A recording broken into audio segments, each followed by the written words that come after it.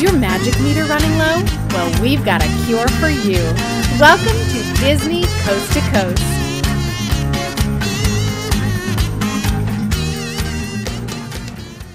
Hey folks, and welcome to Disney Coast to Coast, the ultimate unofficial Disney fan podcast. I'm Jeff DePaoli. I'm Patrick Dougal. And Patrick. Yeah. One of the funniest things to ever come out in Disney news is the Shanghai Disneyland etiquette guidelines. Yeah. All the parks have guidelines, right? Mm-hmm.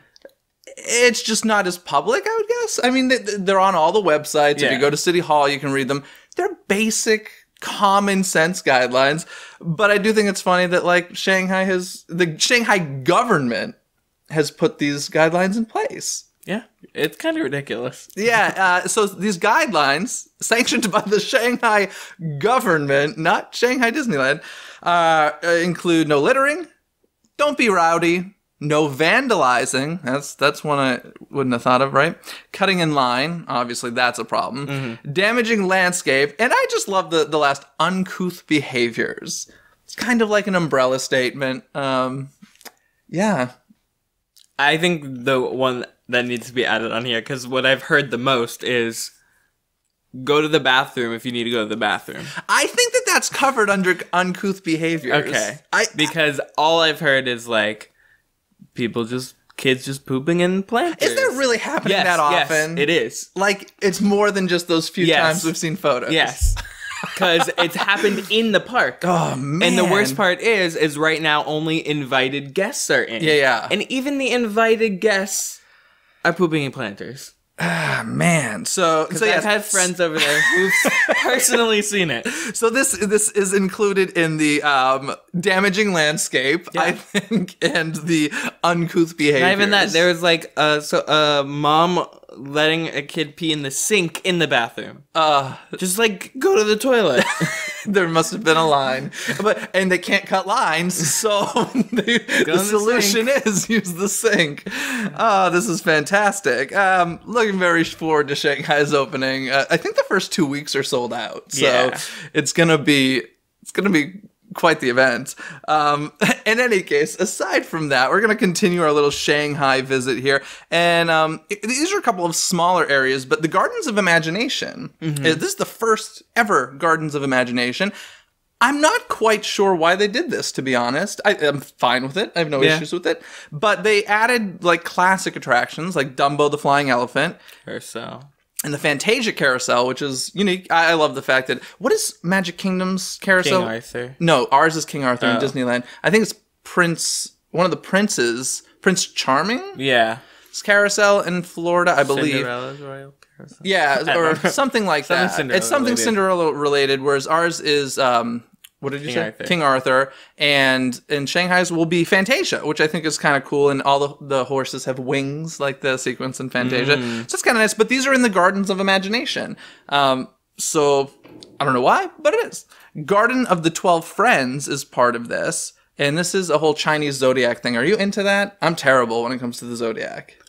I'm a monkey. That's all I know. Are you? I don't even know what I am. You're August. No, it's by year. Oh, it's by year. Yeah, so I don't know. I have no idea what I am. So monkey, wait a sec. So if you're a monkey, you're a boo. Yeah. Yeah. So they have the they have garden. like these cool like stained glassy almost. No, like mosaic kind of like. Yeah. So it's like a garden walkthrough, and each year or each animal from the Chinese zodiac is represented by a Disney character. So what do you think the year of the rat would be? Ratatouille. Yeah, it's Remy, and then we've got. Let's see. The year of the ox. This is a tough one. Something from Home on the Range? Nope, not Home on the Range. Think old, like old Disney shorts. Oh, I don't know. It's Babe the Blue Ox from the Paul Bunyan short. And tiger would be... Raja. Nope. The tiger from Jungle Book. Nope. Think happier tiger. Tigger, yay. And the rabbit would be... Thumper. Judy Hopps. No, it's Thumper. I was like, wow, they really got it. This one's easy. Dragon. Pete. No. Although good one. Think we're in Shanghai Disneyland. Mushu. Mushu, yeah. The snake is... Ka. Ka. The horse is... Tons of horse options. Maximus. Yes, very good. The sheep. This is the most random, I would say. The sheep. From Zootopia. Nope. From a short. Nope. I don't know. It's from the Jolly Holiday Lambs from Mary Poppins. Yeah, they dug a little deep for that one. Okay. They're like, we're not even going to represent Home on the Range. We're just going to go Mary Poppins here. The monkey, as we said, is a boo. The rooster, from one of your favorites, I believe. Atlantis. Nope. Aren't you a big Robin Hood fan? No. Oh, I thought you were for some reason. No. From Robin Hood. His name's Alan Adale, apparently. He is that singing rooster. And the dog would be? Hound. Huh? Who's Hound? Fox and the Hound. Oh, no. What's his name? Tom? From Fox and the Hound? Yeah. I don't know. Todd. No, Todd. Todd's the fox. Todd's the fox and... Copper. Sure. Copper and Todd. That sounds good. It's not Copper. No, it's more obvious. What is it? A dog? A dog. Um, I'm a hound dog. I love that. And Fox and the Hound is so cute. Obvious. Really obvious. Bolt. Nope. Mickey's best friend. Oh, Pluto. Pluto. And the pig is... 3 Little Pigs. No. Although that would have been better, honestly, in my opinion. Think Pixar. Oh, Ham. It's Ham, yeah. So those are the Garden of the 12 Friends. You did pretty mediocre on that. I did great. A little less than mediocre, I actually. did really good. Also part of this, now this is the one that makes no sense to me. Marvel Universe is part of this Gardens of Imagination. Yeah, weird. I mean, I guess. I mean, that's a pretty all-encompassing name for an area. The Gardens of Imagination, right? I guess we use our imaginations in the Marvel Universe. But once again, I just don't think the Marvel thing fits in a Magic Kingdom. Like, anywhere. I understand you have one park and you want to represent all of your properties, but I don't know. Marvel Universe, the one cool thing I will say is they have like an animation academy, but they teach you how to draw the Marvel comic characters. I like that. Yeah, super. I want to try. Well, Spider-Man would be simple, I would assume. Who would be like the most difficult Marvel character to draw? Thor. All that hair. Sure. Thor? I don't know. Iron Man? No, Iron Man. Iron Man would probably be difficult. His suit could probably be a bit tricky. But I think that's kind of a cool little addition, because I don't know of anywhere else that does that. Maybe the ships do or something, but obviously there's tons of animation academies. But the Marvel characters is a nice spin. They also have the Iron Man suits, that like the digital suits that you can try. And so this is all kind of repeat stuff. We've seen at Interventions and such. Props from the movies. Character meet and greets. And kind of like how they've been doing a lot of introducing Star Wars to people, if you're not familiar, they have the Inside the Marvel Cinematic Universe. So this is all in the Gardens of Imagination. I hope like that this, and I don't know, but I hope that this building can't be seen from the castle. Because I just feel like it would be really, really out of place. Like it's out of place to begin with, but I think visually, if I see like a big Spider-Man statue or sign next to the castle, I'll be like, not crazy about that. Yes. So maybe Spider-Man should like just be on the castle, like webbing around. Hanging around. Yeah. Oh my god, you know we're gonna like get like a Marvel map projection show one of these days. With just the Spider-Man swinging. Yeah, totally. So that's there. And that is what makes up the Gardens of Imagination. It's a fairly small area, but with some very classic have-to-have attractions. Yeah. So, and I actually like the whole little Garden of the Zodiac. I think that's cool. And you were saying like they're mosaics? Well, they have the portraits of each character, and they're all like little mosaics, like almost those not stained glass, but like mosaic, like shiny, like. But are they statues or flat? No, they're flat. They're flat. They're okay. but they're huge. They're okay. like. For some reason, I portraits. imagined those little statues that like are around Walt at Disneyland and around the hub at Walt Disney World. Yeah, no. I kind of imagine that. No, they're like giant, like portraits of mosaic. Well, cool. Now, when you enter the park, of course, we're used to seeing Main Street USA. This isn't USA, so we've got Mickey Avenue. Yep. We've said before, it's like a mix. Similar. It's like Main Street meets Toontown. Yeah. So it's got kind of like the Main Street type shops. They've got the Avenue M Arcade, the Carefree Corner, Lucky Express, Sweetheart's Confectionery, and the Whistle Stop Shop, which are types of stores you would find on Main Street, but much more cartoony. And I'm assuming no American flag flying. Yeah, I don't know. I would assume not. But yeah, so it's pretty... I'm actually kind of interested to see that, just because I think it'll be very jarring. Because like even the other overseas parks even if they don't call it Main Street USA, it feels very Main Street USA. So I feel like this is the first one really deviating from that concept. So it'll be interesting to see. But that's it for the Shanghai news this week. There's so much news going on in other places, so I just want to move forward. Unless there's anything you want to add Shanghai-wise. Nope. Okay. Let's go to the ocean, shall we? Ocean. The Disney Wonder. It's getting renovation. It is. It's getting dry docked for quite some time. It'll be back in October 2016. And when it comes back, we got some fabulous stuff happening. Beignets. Beignets, is that what you're excited about? Beignets. Beignets. Yeah, so in the Disney's Oceaneer Club, we'll start with the Marvel Superhero Academy. More sticking Marvel and the Disney stuff. You know, its program sounds like it's for kids. So you can meet Spider-Man in person, which it's... You're excited about that? Yeah. Okay. I love Spider-Man. Okay. You doing okay? I love Spider-Man. Am I keeping you awake? I love Spider-Man. Okay. I'm interested to see if they switch up the costume, though. To the what? actual Marvel Spider-Man costume. From, like, the movie? Yeah. Why wouldn't they? Why? Like, what is it now? Right now, it's like just... It's almost like Sony version. Is it like Islands of Adventure-y? It's not Marvel's Spider-Man costume. It's like a generic Spider-Man, like Tobey Maguire kind of costume. I'm gonna assume and hope that they're making it more like a Marvel Cinematic Universe. That would be cool. But yeah, he's the only character you're gonna meet in person there. The other characters show up on screens and you interact with them, and there's like hands-on games and stuff like that. So I guess if you're young, that's cool. I don't know. I'd do it. You probably would, yeah. Not my thing, but you know what is my thing? Tiana's. What? I said food. Food. Well, not really. More Tiana. Oh, okay. I mean, I like food, but I like food. I'm more excited about Tiana's Place restaurant, which makes sense. Does it? I don't know if it makes sense on a cruise ship as much as New Orleans Square at Disneyland. Yeah. Thank you very much. Now, I know there's a little area in Club 33 inspired by Tiana's Place, but I'm still in shock that, like, this is a given, right? Yeah. You have a character who's centralized around a restaurant she created with her own recipes. It's a given that Disney should make it. The obvious choice, French Market, or what's the other one called in New Orleans Square? The New Orleans Cafe, or one of those two easily could have been renovated in Tiana's Place. I can't believe it didn't happen longer ago, but we're not getting it. The Disney Wonder is.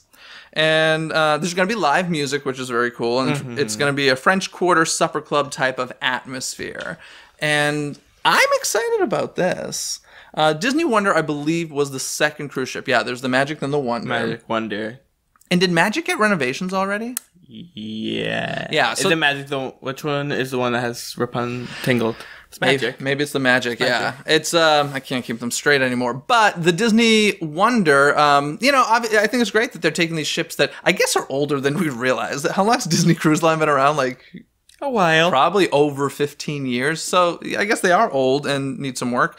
But it's pretty cool that they're updating all this stuff. They're even adding like in the adult district an English pub in there. And the Animator's Palette, which is like a staple of Disney Cruise Lines, one of the coolest restaurants. They're doing updates in there. They're going to introduce the Drawn to the Magic and the Animation Magic dinner shows. That Drawn to the Magic thing's so funny. What is it? Describe. Okay, so you know when what's it called again? Animation Palette. As you eat, things like bring to color. You started black and white, even like the waiters, and then as you eat, all the things come to color, even the waiters custom. So I just picture the waiters in makeup making them like black and white toned, like Pleasantville style. But so they have some of the Animator's palettes have like Turtle Talk, and then some of them have this Drawn to the Magic, where when you sit down, they give you this. I think it's a piece of paper or iPad a tablet-esque type thing. And you draw whatever you want, and then it like goes into like the screen almost, and your drawing gets animated. And dances around. Yeah, I remember, God, I did the Disney Wonder a long time ago, and they did that thing where they had you draw stuff, but it didn't do that. It was just like for your table to enjoy. So it's cool that they're taking their existing restaurants and plussing them. Yeah. It's always good when things get I shouldn't say that. It's often good when things get plussed. It's not always good. But yeah, so that's pretty cool, and I love the fact that they're taking care of their ships and not just being, because they're building 2 ships right now too. So they could easily be like, listen, we're putting money to make 6 ships. We don't need to renovate these, but they are, and that's great. I love it. Fantastic. And that's it for Disney Cruise Line, Disney Wonder Cruise Line. Tiana's Place, I think, is the highlight. Yeah. Yeah. Beignets. Beignets. And probably mint julep, which I had for the first time recently. Can I tell you, that's nothing special. No. Oh, you agree? Okay. Yeah. Yeah. Like, it's Sprite and mouthwash. It does taste very mouthwashy. If you don't know what we're talking about, at Disneyland, I think it's only at Disneyland, right? They offer this drink called the mint julep in New Orleans Square. You get one in downtown Disney at the Jazz Kitchen. Here. Yeah. Cool. Not Disney Springs. Yeah. So the mint julep, people rave about it. Like, people rave about it the way that they rave about, like, butterbeer. Like, people love this mint julep stuff. It did nothing for me. Zero, zilch, nothing. Yeah. Except for me to be like, I'll never buy that again. Wow, I can't believe this is the first time having it. Well, because honestly, I just never interested me all that much. And then, like, finally, I just got sick of people being like, you gotta have the mint juleps. I'm like, fine, I'll have a mint julep. And I had it, and I was like, it's exactly what you said, Sprite and mouthwash. Yeah. I don't know. Doesn't do it for me. If it does for you, I'm happy for you. Good for you. I'll get beignets any day. Beignets. It's the beignets that does it for Patrick. Let's see what else is going on. But before you move on to something else, talking about cruise lines, they just released new itineraries for cruise lines as well. Yeah. I'm super excited because I don't know what ship it is, but one of them will be porting out of San Diego next fall. You gonna go? So we gotta go on a cruise. Okay, sounds good to me. And I think it's going to Mexico, right? There's one's porting out of San Diego, going to Mexico. One's porting out of Houston. And that would be your first Disney cruise, wouldn't it? Yeah, I think it's Houston and San Diego are the new ports. Houston, cool. And Disney cruise. Boston? It's not leaving Boston, but they recently went to Boston, which is my hometown, and I was really excited to hear. It was one of the stops, I think, on a ship that began in Florida and was going, I don't know, maybe Canada. I'm not sure where it was going, but it made like a day stop in Boston, my hometown, and I'm so happy to report, like, the ratings were through the roof. The people on the Disney cruise loved what Boston had to offer, and like that excited me because I was like, I could totally take a Disney cruise out of Orlando, head up north, and be like, hey family, meet me in Boston, and let's grab some lunch or something. Like, that's so much fun. Yeah. I love it. So yay, Disney Cruise Line. Yay. Now, a couple of big things recently premiered, one of which is Jungle Book Alive with Magic, which is the show that is the replacement for Rivers of Light at Disney's Animal Kingdom, which should have opened by now but didn't. Did you see the video of this? I skimmed through it, and it looks sad. Yeah, it did nothing for me. I watched the whole thing. It just feels like it's lacking things, or it's just like not a good show. Okay, here. What's the pros? What are the good things about it? Live entertainment. Yes, live singers, which is great, with good voices. I will add, really nice performances. But as far as the show's concerned, honestly, it got me a little scared for Rivers of Light, because I'm like, okay, if this is what we have to play with Rivers of Light, and obviously Rivers of Light will be bigger and there'll be more additions. I don't know. It just didn't excite me in any way, shape, or form. And it's 25 minutes long, which is like a long show to be like, about. Obviously, we weren't there in person. Are you going to go when you go in a couple weeks? Yeah, I think so. Okay, so maybe you'll have like a different opinion of it once you see it. There is the nice stadium seating around that area, which is a nice improvement. I just don't know. I mean, it kind of seemed like a little bit of too much going on. Like, they had those giant projections in the background on the water screens. In front of that, they had like barges in the water that were stationary. Then they had barges that would go back and forth. And then there's like a stage right in front of the seating area. So there's kind of like these 4 layers I don't know. I found it confusing and not very appealing. From what I've known, people who've seen it too have been underwhelmed by it. But I guess they put it together in less than a month. Yeah, so bravo for that. It's better than saying, hey, guess what? Rivers of Light isn't opening and there's going to be nothing in its place. It's better than that, I guess. But I don't know. I don't know. It really... It's a thing. It's a thing, yes. Hopefully they didn't make T-shirts for it, because I don't know how it'll sell. Obviously, the Jungle Book movie did extraordinarily well, so that'll probably help it to a point. I don't know.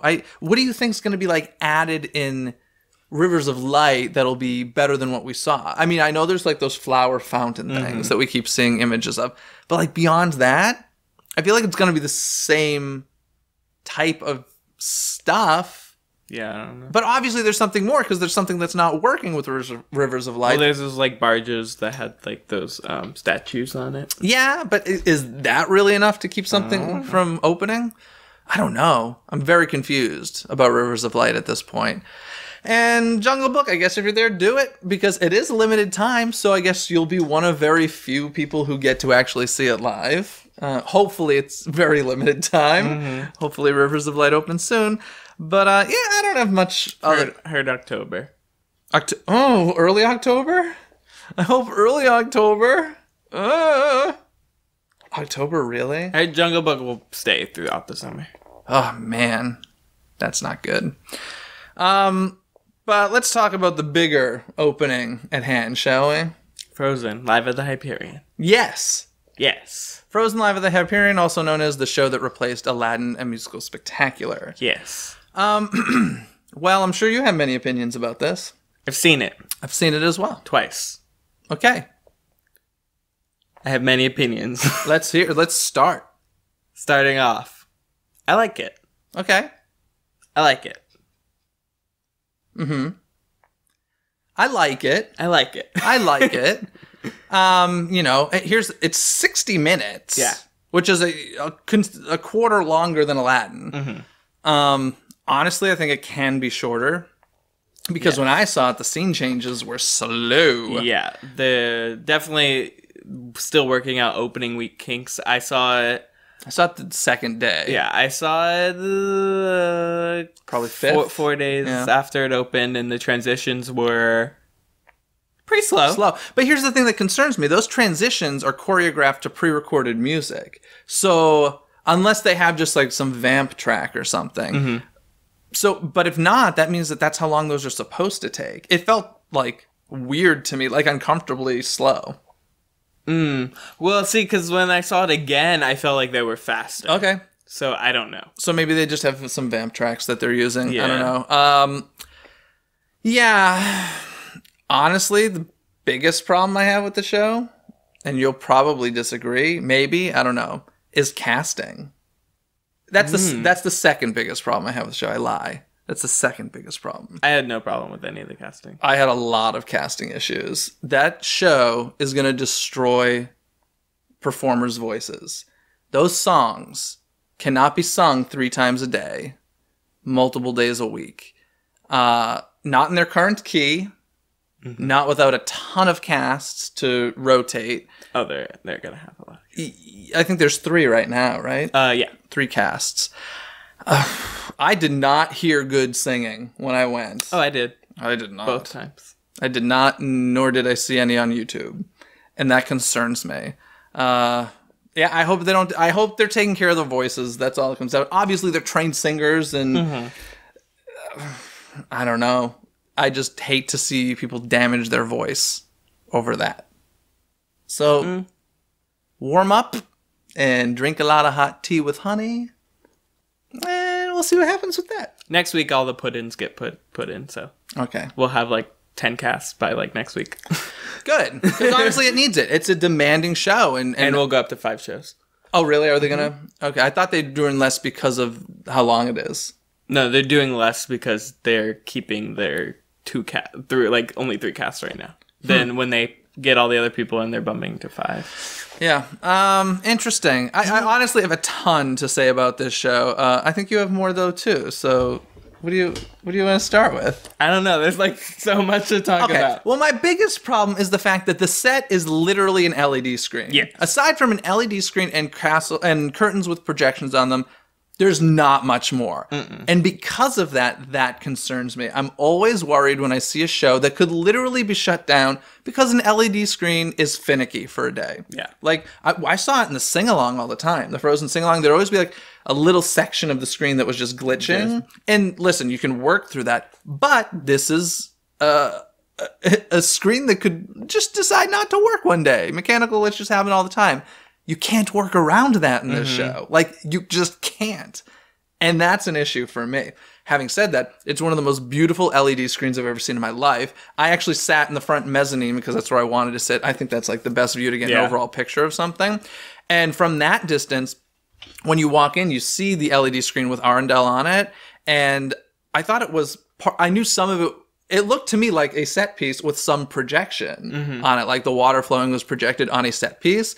And I was having this discussion with a friend sitting next to me, and then the show started, the whole thing moved. I'm like, oh, that's entirely LED screen. Yeah. That is literally one of the most beautiful, convincing LED screens I've ever seen in my life. I'll give it that. But how reliable it is, we'll come to see. So there's that.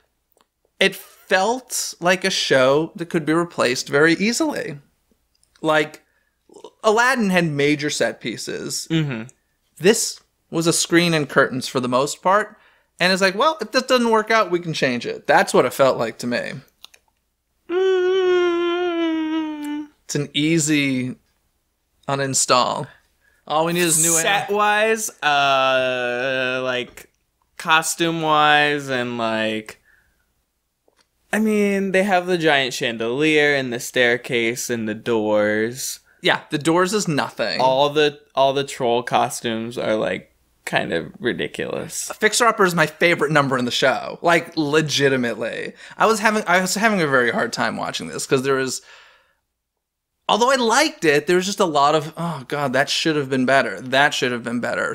And the Fixer Upper was the one number that was like, wow, this went above and beyond. I actually kind of liked the troll costumes.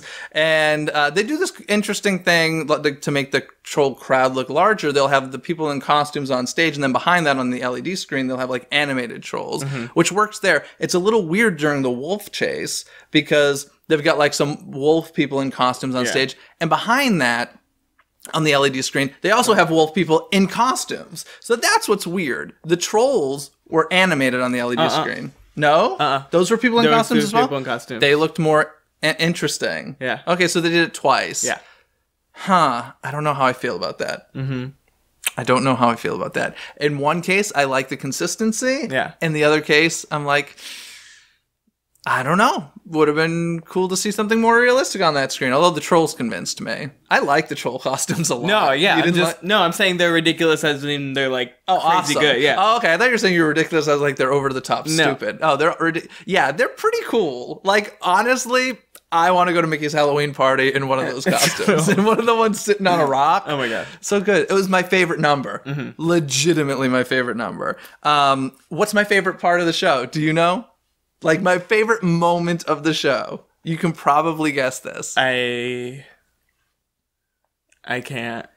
It's Elsa's cape.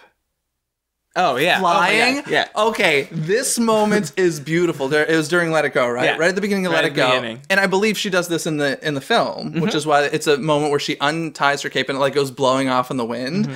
They recreate that on stage beautifully, and it's so simple. It's literally a cape attached to a string that goes flying off, but it was just so surprising, and that's the type of stuff I get so excited for, because lots of times flying effects, you see the wires in advance, and I get it, like it's suspension of disbelief, but every once in a while you get a shocker like that. I was shocked. And it made me so happy that I avoided all spoilers before the show, because that was the one moment where I was like, cool, I want to see this again just for that. Just for the cape. It was such a... Come on. Yeah, and the crazy thing is so intricate, too, because in the show, she also, like, in the beginning, Anna takes the one glove off, and that's why she goes crazy. And then so in Let It Go, she takes her other glove off, and it's actually connected with the cape, so that goes flying, too. Interesting. Yeah. So yeah, it's the little things that make me excited like that. One of the things that I have so many notes here in the show. One of the props that's my favorite are the tipping plates. Oh. When they're running around getting ready. Yeah, what is it during First Time in Forever? Yeah, First Time in Forever. They're running around getting ready for all the guests, and they have these like tower of plates that normally it would just be like a stiff tower and the people are carrying it. These things like wobble back and forth. I was like, these are beautiful. I did like the fact that like that candlestick in the ball she holds turned blue. I didn't notice that.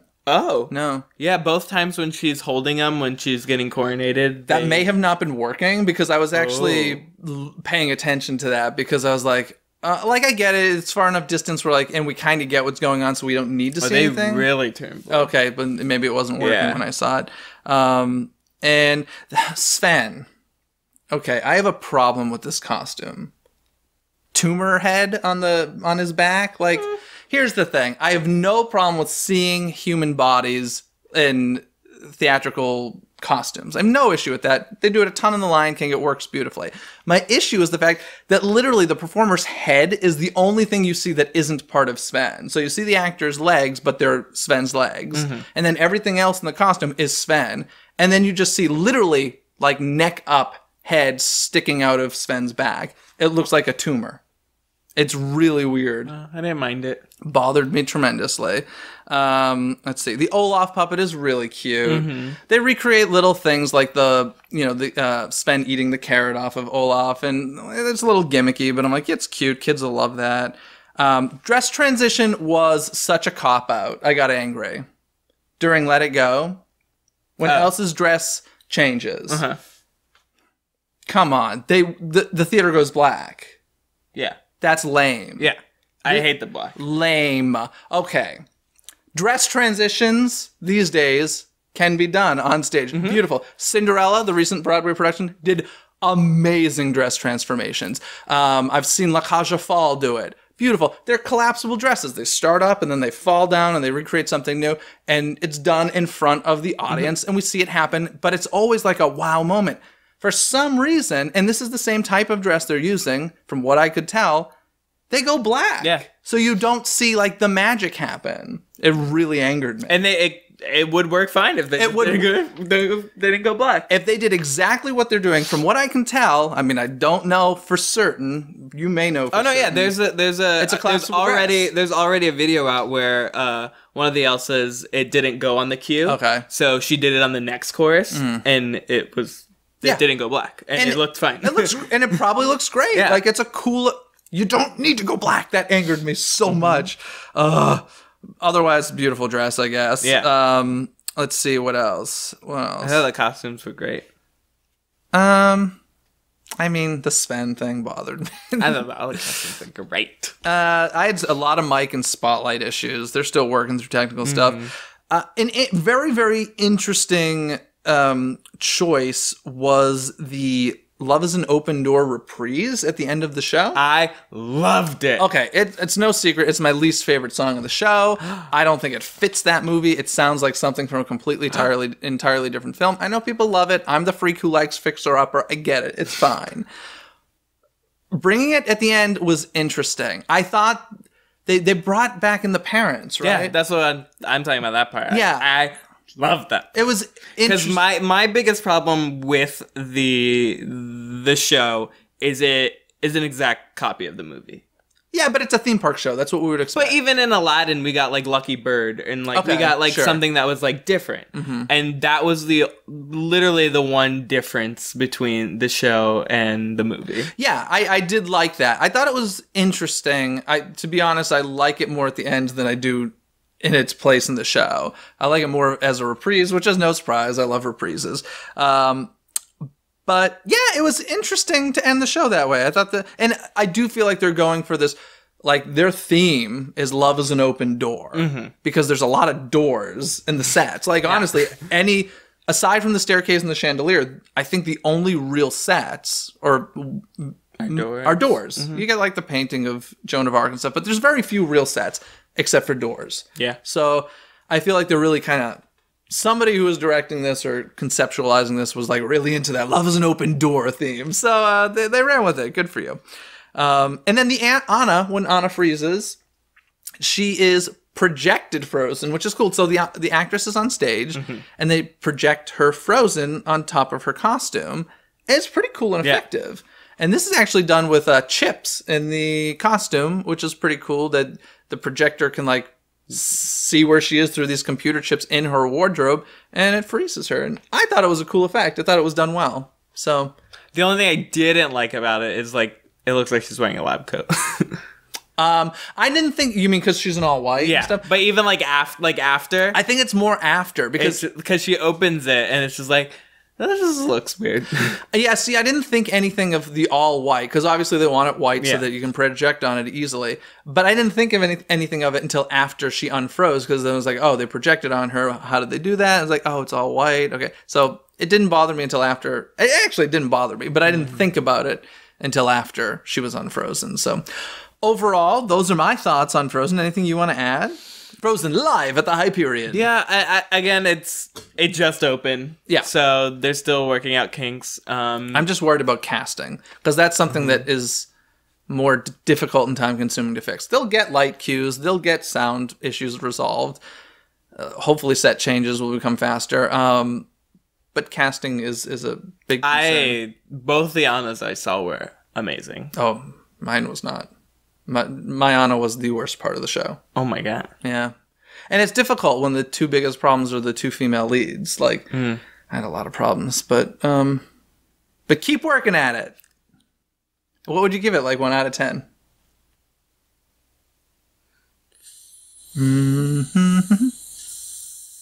You're going to say 6 or 7? 7. I was going to say 6. So, yeah, as far as theme park shows are concerned, it's one of the best you'll ever see. Yeah. Like, it's a well-produced show. For theme park especially. But Aladdin is a lot better. I mean, just if we're gonna make that comparison because it's obvious. Aladdin's a lot better. And this is coming from not Patrick, who like enjoyed Aladdin, but wasn't crazy about it. A lot better. So and the theater has a new carpet. And cup holders. And cup and holders. You can eat inside. Yeah. And drink inside. Yeah. Does that excite you? It does. As a performer, I would hate that. That's very annoying. But it's a theme park, so I get it. But yeah, anyway, moving on from Frozen Live at the Hyperion. Congratulations to everybody involved in that. And finally got it open. It was a pretty fast process, it seemed like. So congratulations, everybody.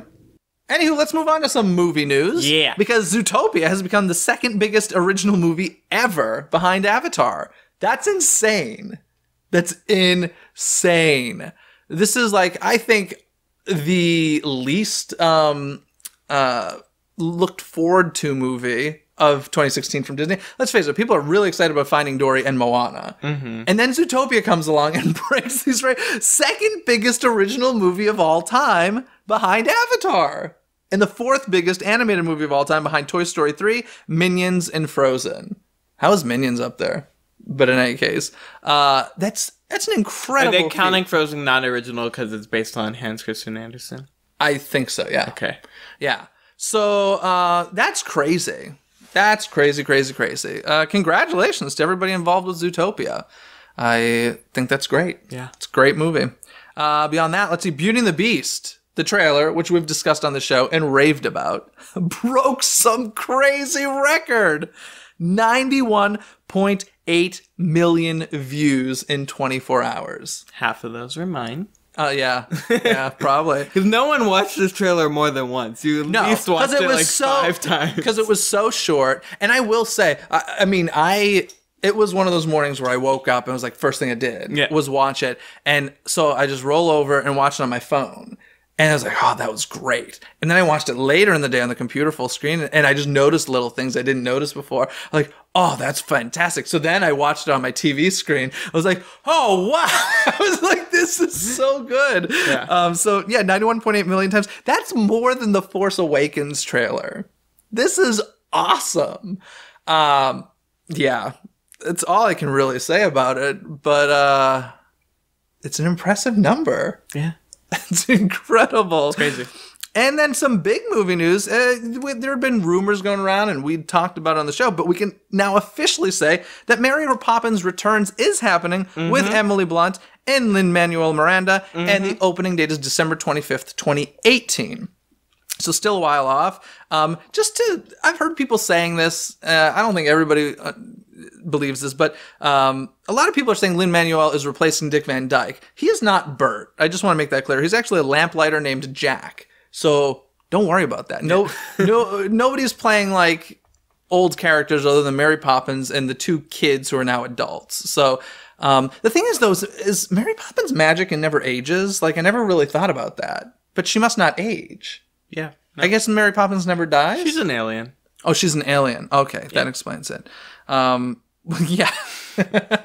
Mary Poppins is an alien. Hashtag that, folks. It is. She is. Hashtag Mary Poppins is an alien. That's what we're going to learn. She's like not from Earth. Maybe we will learn that. That'd be cool. It sounds pretty cool. It's, grown up Jane and Michael has 3 children, and Mary Poppins has to come back into their lives to show them the joy of life again. And we've gotten some new music by Mark Shaman and Scott Whitman. If you're musical theater people, you know them as the folks who wrote Hairspray for Broadway. So I'm pretty excited. They're great. It is a little bit like, why aren't they bringing the Sherman or Dick Sherman back for it? Maybe he'll consult. I don't know, but my guess is probably not. But I'm looking forward to it. I actually think I might enjoy it more than the original, which was blasphemy. I know, but yeah, it looks cool. You must be very excited, Mr. I'm Obsessed with Hamilton. I am. Do you think that he'll rap in it? Probably not. I hope not. Oh God, please. Do not rap in Mary Poppins Returns, please. But yeah, this is a risky film. I feel like it's a very risky film. And I hope it goes well. And I think it would be good. Very happy with Emily Blunt. Really, really, really happy. I think that that's great. And hopefully, do you think we'll get a cameo by Ms. Julie Andrews? Or is it Dame? Is she a Dame? Dame Julie Andrews? I don't know. I think she might be a Dame. But that'd be cool. Who could she play? Oh, I hope... Mary Poppins' mother? Alien mother. Mary Poppins' alien mother played by Julie Andrews. Nice. Well, because of Mary Poppins Returns, I want to do a contest. Can we do a contest? Let's do it. Let's do it. I got this print. He's got this print. If you are listening, you can't see it. I want to see it. But you can go to DisneyCoastToCoast.com. This is a Mary Poppins print that was actually given away at a special screening of Saving Mr. Banks. It's called A Jolly Holiday to All. If you want to win it, just go to DisneyCoastToCoast.com, click on the contest page, and you can do so. She don't celebrate Christmas. She's an alien. Maybe aliens celebrate Christmas too. That's true. It's a cute little print. So go to DisneyCoastToCoast.com, click on the contest page to win Mary Poppins for yourself. Sound good? Sound good. Anything else you want to add to today? This morning, I drank orange juice. Well, that's great. Glad to hear it. Thanks. But on that grand note, I think that means it's trivia time. Do you want to hit me first, or shall I hit you? I'll go first. Okay, let's hear it. 2-part question. Okay.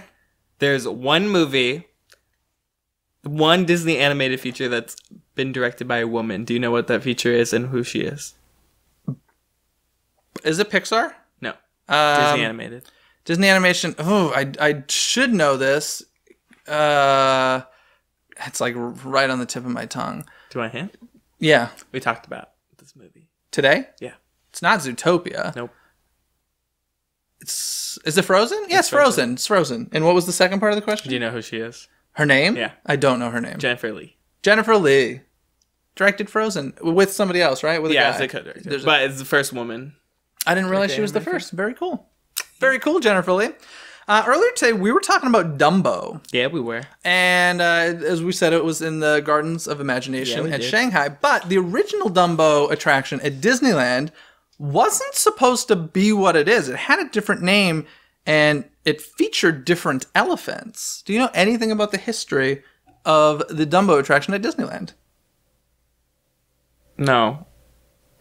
I'll give you a hint. The other elephants are in Dumbo, the movie. Okay. But they aren't Dumbo. Yeah. So it was like something to do with like the circus. No, it was called 10 Pink Elephants on Parade. Yeah, so the original concept was to have like that drunk sequence in Dumbo. They were all going to be the pink elephants from that sequence. And Walt was like, I don't want like a drug-induced ride in the park. So it was decided to paint them all gray and make them all Dumbo. But I thought that was some fun history. And actually I'm not 1,000% sure about this, but I'm like 99% sure it was Disneyland that I've heard this about. The Dumbos we have there were put there, they're the newer ones, they were put there in 1990. They were originally intended for Disneyland Paris. And then they had some issues with the Disneyland Dumbos, so they're like, we got time to build another one for Paris. So they put like the one they were building for Paris in Disneyland and then built another one for Paris. So fun little Dumbo facts, right? Yeah. In any case, guys, that's going to do it for us this week. Now, I want to thank TLX76. TLX76, thank you for leaving a 5-star written review on iTunes. If you want to shout out on the show, that's all you got to do. Go to iTunes, leave a 5-star written review, just like TLX76. What do you think TLX stands for? Totally lapidatious. I think I made that word up. Xylophone. Xylophone. Totally lapidatious xylophone 76. Yeah. Yeah. Oh. Awesome. Anyways, guys, between episodes, you can connect with us on places like Twitter, Facebook, YouTube, Instagram, iTunes, SoundCloud, our blog post on Tumblr. Excellent. And all of that can be found at DisneyCoastToCoast.com. Make sure you go there and click on the contest page to enter the contest. And have a fabulous week, everybody. Bye. Thanks for listening to Disney Coast to Coast. Have a magical day.